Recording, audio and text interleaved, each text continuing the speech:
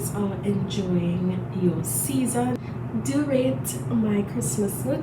As per our tradition here on this channel, every year I do buy a different elf hat, and this is this year's hat. Do leave it in the comment section if you are this type of elf hat girly, or if you guys are a traditional Christmas hat type person, such as the hat that I wore last year. So this year I went with this beautiful sequin adaptation of our classic hat, and it's one of these. Okay, I'm sorry, I don't know what the name for these are, sorry, but I thought it allowed me a lot of variation for the hat. Like, I can have a green, I can have a red, and I really love it. Before we get into today's makeup look, which is more of a seasonal look, I would think, I am going to show you this week's top purchases.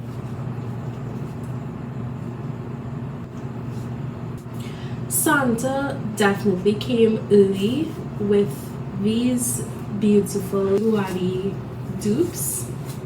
They definitely draw more on the modern Kardashian aesthetic while still maintaining our favorite silver band across the foot. I really could not let these go when I saw them in the store. I was looking for the ultimate Christmas shoe. If you've been following me for a while, you will know that I live for a nude, because it does not matter what color you are wearing. If you put this over your foot, realistically speaking, it matches with everything. So it's not a particularly tall heel, which I also loved, and it's a slipper, more or less. You slip into it, and there's not too much buckling or tying that needs to go on beyond that. I could have gone with a black, but the black didn't really give me the same flexibility as the nude.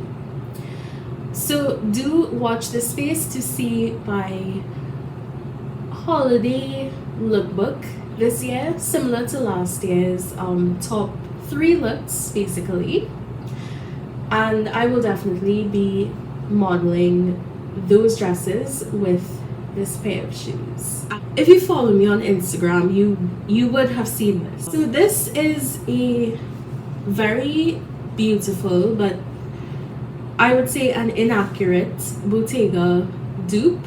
I have always been obsessed with Bottega Veneta, and it could be because of Rihanna.